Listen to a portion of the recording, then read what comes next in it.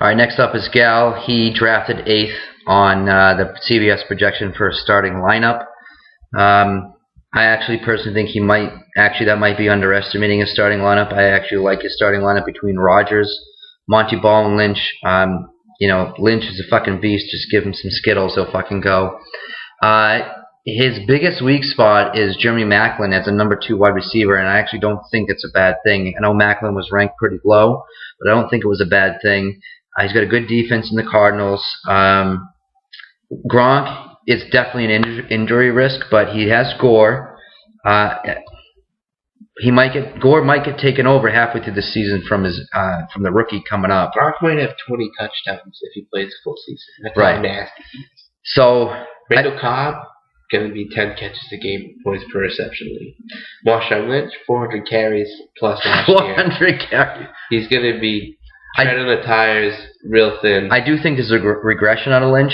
Monty Ball, I think, will end up being his number 1 running back. For a number 2, you can't complain about Lynch. He had to draft a ginger, though, and he got it. Actually, I'm not even bad on Dalton. But I guess my overall thing is there's a little risk with Maclin, who's injury-prone, Gronk, who's injury-prone, in his bench, like Justin. It's an old team. Old souls here. I think his bench is very, very weak. Reggie Wayne. His starting lineup's good, assuming they stay healthy. But there's Lynch, who's supposed to regress, Maclin, who gets hurt, Gronk, who gets hurt. Gore is solid, but he might get taken over. So I think because the age will kick in, I think he's just outside of the playoffs. But I actually, if they stay healthy, then he's in the playoffs because I do like that team, which does actually push out you according to my projections because I think Hare gets him on the cusp, and if Gallagher stays healthy, then he's in. But if he's not, that still leaves a spot open for Nick, Derek, or yourself, in my opinion.